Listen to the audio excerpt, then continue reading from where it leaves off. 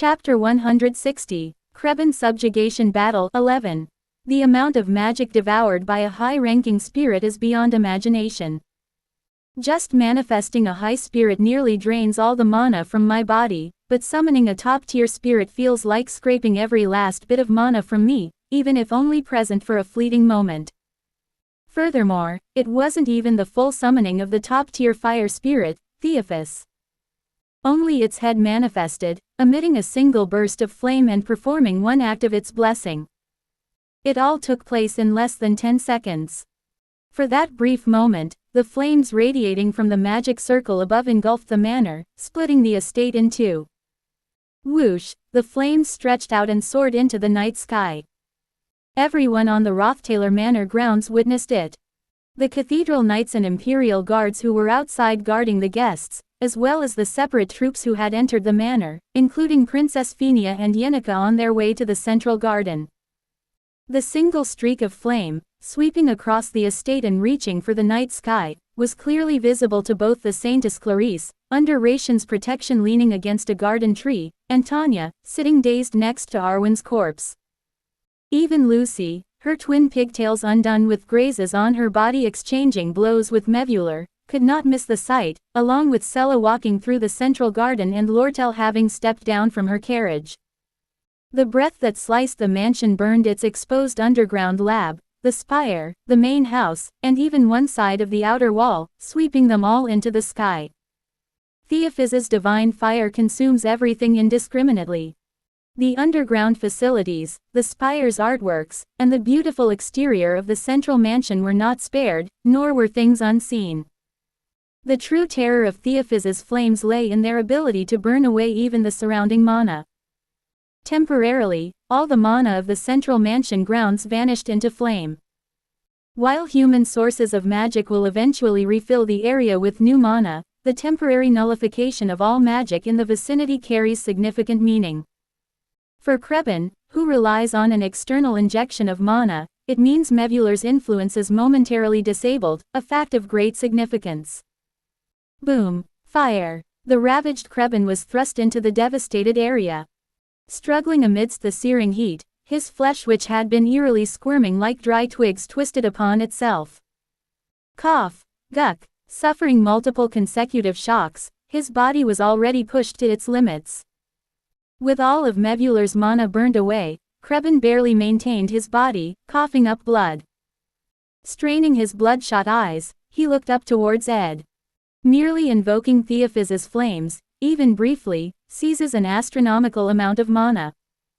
Ed, too, is completely wrecked from the ring's backlash, little able to maintain his own body.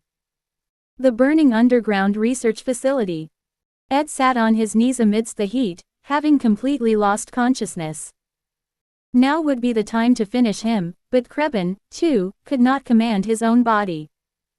Thud, thump, as the stone pillars of the underground facility collapsed, the already compromised ground suffered a further blow. Soon, they might be crushed to death beneath it. The burning central mansion of Roththaler began to collapse, the pillars giving way, and soon the proud mansion crumbled into history. The giant mansion collapsed, the dust reaching even the underground labs. Crackling flames. In the smoke-filled, suffocating area, construction debris now rendered the visibility nil. Gritting his teeth, with swollen eyes, Krebin barely rose to his feet. Coo! Arg! With an almost scream of exertion, Krebin pushed himself up on trembling legs, managing to lift his emaciated left hand. The Mevulur's sigil still marked his dry hand. Receiving mana from Mevulur again, he could continue fighting. Reacting to the sigil, from above the manor, Mevulur started to manifest tremendous mana. Though Theophis had burned away the mana, once Mevulur spread its force, it could once again fill the manor grounds. It was only a matter of time. Yet, Lucy foresaw Mevulur's intent. Flaring magic. Around Mevulur, multiple magic circles flared again, aiming to block the flow of external mana. While non-internal mana flows couldn't be halted, all that mattered was preventing Mevulur's influence from reaching the battlefield. Numerous eyes of Mevulur directed upwards again towards Lucy in the skies. Her face coated in dust, She wiped it off with her sleeve, messy hair gathered up while focusing on disrupting the entirety of Mevular's mana flow. Stop your incessant tricks. Quote, exponentially massive mana erupted, peerless even to Mevulars. With one swift motion, Lucy conjured 100 icy spears, launching them towards Mevular. No mana reached from Mevular. Realizing this, Krebin felt a chill. In the center of the burning lab, the collapsing underground, idling meant an imminent crushing death. Though battered, he must ascend to the surface if he is to survive. KRGH, cough. The desire to live was no lesser in Krebin. Power struggles and the struggle to live ingrained a will to survive stronger than that of any other. His strength was nearly gone, it was mere agony pulling his body up, gripping at a piece of the ground. In the choking smoke and dust, he managed to push his body up, but the wall he needed to climb was immensely daunting. Halfway up, the facility might collapse before Krebin could ascend, still, he did not stop. How to survive this chaos? If only he could endure until Mevular replenished his power, the situation could be salvaged. For now, he just needed to climb to the surface, keep alive, and hide anywhere. Survival meant opportunities. He couldn't perish here, trapped by disaster. With that single-minded determination, Krebin grasped the cliff, pushing his body up and up again through the debris, his struggle both desperate and pitiable. Snap. However, behind him, amidst the stinging smoke, an arm reached out. That arm, emerging like a demon from hell, grasped the back of Krebin's clothes and violently flung him to the ground. His desperate ascent undone in mere moments, Krebin's body slammed to the floor, shivers coursing through him once more. Ed Rothtailor, blood streaming from his forehead, clenched his jaw to maintain consciousness, harnessing an immense amount of mana despite the severe backlash from the Golden Phoenix ring. Not just a durable kind, not merely a cockroach of a man, but a will that was hardly human. The recoil from using the ring didn't just cease when refraining from mana use. The more mana employed, the muscles stiffened, fever tormented, consciousness faded. Even that Phenia of Feylover had to stay in bed for nearly a month after summoning a high-ranking spirit. Albeit on a much smaller scale, Ed Rothtailor too had managed such a feat with a high spirit. And despite the enormous mana spent, he held on to his consciousness to the end. Krebin felt his teeth grinding. The murderous aura from the blood-drenched Ed Rothtailor was as suffocating as a curse that would pursue him till death. Enough, brat. In the end, even Krebin couldn't help but swear from sheer disgust. The venom in Ed's presence now invoked not just awe but fear. The fragments of a collapsed pillar scattered, hitting both men. Krebin grunted with the impact. Ed Rothtailor, losing his balance, stumbled towards the ground. Yet, amongst the rising flames and smoke, he staggered back to his feet, biting down hard. No mana remained for either Krebin or Ed. In a situation that could see them both crushed to death, Ed still swayed, lifting Krebin by the collar. Krebin used nearly all his strength just to shake off that hand. Both Krebin and Ed nearly lost balance with that single motion. Yet Ed again grabbed Krebin's shoulder and brought his forehead down into his head. Krebin stumbled backward, collapsing, while Ed climbed on top and repeatedly struck his face with clenched fists. The thuds echoed for a while. As Krebin grunted, a molar popped out, rolling on the floor. But still, Ed did no stop, he continued to pummel the other's face. After being beaten for a while, Krebin dredged up all his strength and kicked Ed away. Krebin spat blood, coughing, and staggering up, stepped hard on Ed's ankle. Emitting a KRGH sound, Ed twisted his foot. Now Krebin climbed on top, strangling Ed by the throat. Krebin's blood-caked hands squeezed tighter and tighter. Already afflicted by headaches, fever, and chills from the ring's recoil, the choking smoke from the fire and Krebin's choking grasp made consciousness fade. Huak, kuak. With an expression of indistinguishable laughter or crying, Krebin maintained his asphyxiating grip. What do you know, you brat, how desperately I've struggled for this life, understand? A deserter. He intensified his grip, his eyes bloodshot as he spoke.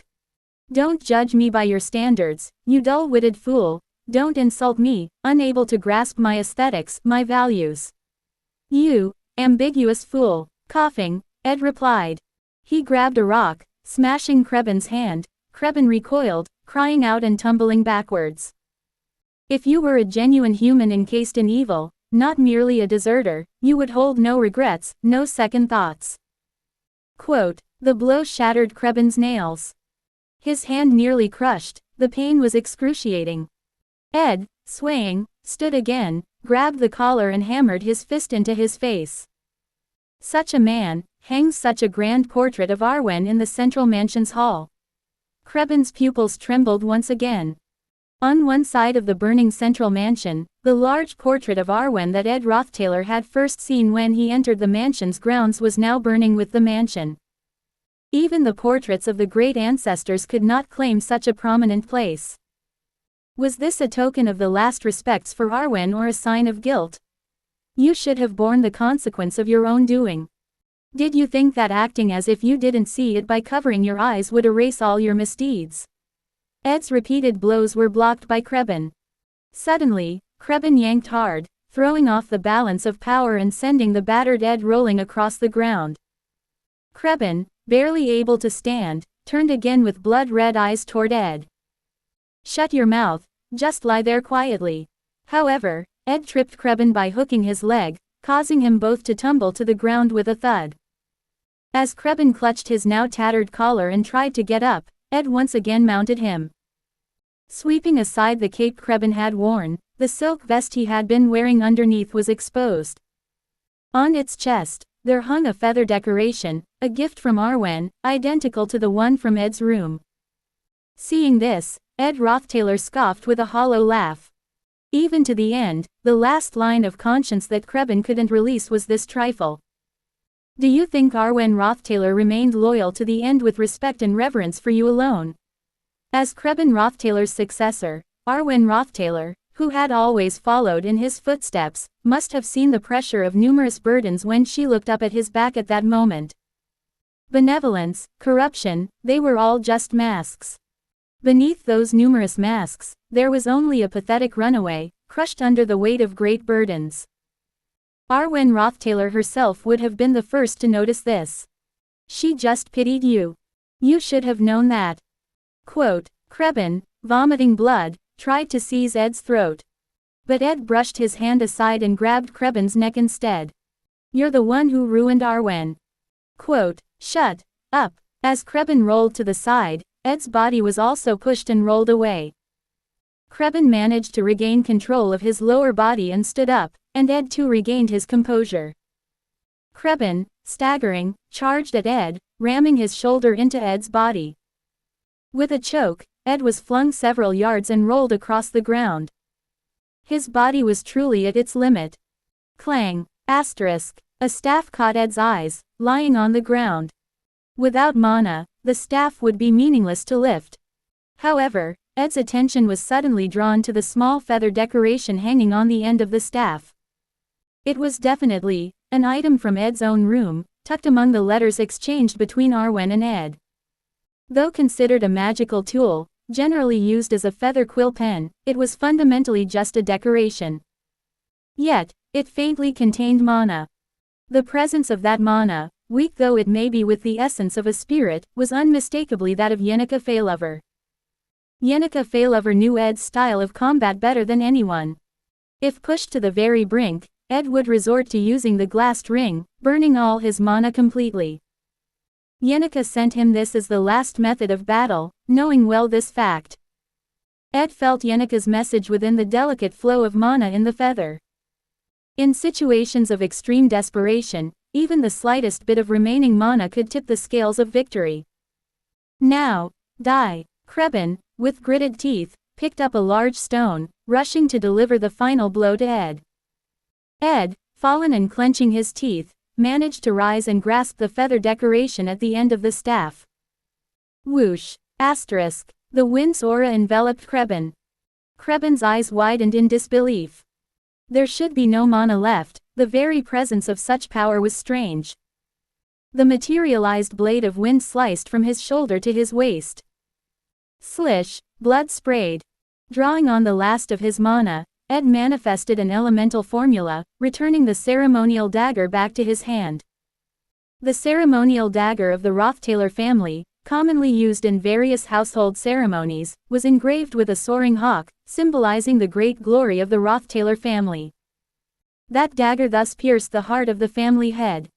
Thud. Asterisk. Clang. Asterisk. Blood surged out in torrents. The stone that Krebin had been holding rolled on the ground. In the center of the burning underground research facility, staggering backward a few times, Krebin collapsed to the ground in a heap. Blood spread all over the floor. Kaya. Cough. Looking up at the sky, the sight of Lucy destroying all the eyes of Mebular became evident. The night sky unfolded with all sorts of magical circles and constellations. Before it, Ed, drenched in blood, stood in the way. Why go to such lengths? Ed did not respond at length. With things as they are, one of us had to die. Quote, clang, clank, asterisk. The dagger that fell from Ed's hand hit the ground several times and rolled away. Ed, now limp, made it clear to Krebin. Yeah. Even if you're called a coward or whatever, you still struggled to survive as pitifully as you could. Kaya. Cough, cough. No, the blood, I'm bleeding, save me. That is why I won't lay at you the moral judgments of whether what you did was wrong, this is a matter beyond that. Ed merely affirmed, softly. Despite all the possible noble reasons and scales that could be used against the unsightly Krebin, Ed disregards them all. Instead, he simplified the story. In this world, akin to the wild, the law of nature prevails. If two travelers on the same path collide, one must end. I survive, and you die. Quote, that tale was sheer and simple. In the collapsing underground research facility, he collapsed to his knees, the strength leaving his body. Though his body was in tatters, he clearly drew breath. And so, he survived again. As he always had. With the summoner's energy dissipating, Mebular also showed evident signs of panic. Releasing a massive amount of mana, he tried to cover the grounds again with his power, breaking the magical formations Lucy had set up. Gremlins invaded the mansion en masse once more, and the weakened tentacles began to rise. With the mansion's power flow briefly gone, the soldiers of the cathedral knights who had made it into the central mansion were all in disarray. But they were quickly taken care of by the legion of spirits once more descending upon the gremlins. Lucy was not idle either. By manifesting high-level magic continuously, she pushed Mebular further into a corner. From amidst the sea of spirits in the sky, a hurried Yenica appeared. Princess Phenia, who had entered the central garden riding on a spirit with Yenica, did not hesitate to rush towards the collapsing underground laboratory. Therein lay one corpse with eyes lost to focus, gazing up at the sky, and beside it, a blonde boy sitting collapsed. Once they landed in the crumbling underground lab, Yenica and Phenia caught their breath at the sight of the battered Ed. He had nearly lost consciousness, having concluded everything. Slumped beside Krebin's corpse, closing his eyes amidst the smoke, his figure was like that of a pilgrim who had fulfilled his destiny. What did Phenia, who could perceive the hearts of men, see in him? From the day of the entrance exam, in the forests north of the academy, to the end marked by Krebin's death. Phenia, having left the Rothtaler family of her own accord, had come all the way to the end, surviving alone, weathering through everything his life had thrown at him. She could hardly breathe, overwhelmed by the vision of his life. Was she merely an obstacle in his challenging path? The thought burned within her like a stream of fire. Watching Yenica rush to embrace his shoulders, Phenia realized something. Ed Rothtaler lived a life in the wild. Countless tribulations and the occasional fruits of victory were just struggles in the fight for survival. How could she not show respect for that life? Realizing her own shame after casting aside even the dream of imperial power through several tribulations and failures, Phenia's eyes regained their determination. She shouted to Yenica that they must take him immediately. In the burning mansion grounds. Holding the body of the battered Ed, the two girls rode the spirits and escaped the crumbling underground research facility. Beneath them remained Krebin Rothtaler. Amidst the falling rocks, his lifeless eyes, drained of vitality, looked up at the crumbling sky, his form all that was left. The Rothtaler family is finished now. Quote, Princess Sela whispered to Dest as she surveyed the central garden. From a glance at the internal situation, it seemed that the accomplices were mostly vassals or servants of the Rothtaler family. How we condemn those remaining guilty and how we conclude the end, seems likely to have a significant impact on the next competition for imperial power. A sovereign must also know how to aptly punish the disloyal. Quote, the massacre that took place at the Rothtaler mansion would likely go down in imperial history as a tremendous disaster. Was it an opportunity given by the gods or a curse to be present at the scene of this disaster? Regardless, Sela quietly watched over the mansion and contemplated the matter. Surely, someone must take control and settle the situation. If they managed to bring matters to a conclusion, their abilities would be fully recognized, having adeptly resolved a historic disaster. The first step was to capture all remaining members of the Rothtaler family and call them to account for their crimes. Mebular's encompassing power was also waning. With Krebin's death and the loss of his medium, Mebular's strength ebbed away, and Lucy continued to press harder. We'll be busy. Quote, watching, Sela turned around. Once the Imperial army arrives, seal off the entrance to the mansion. Don't let a single rat escape. Quote, still, the moon was high in the sky.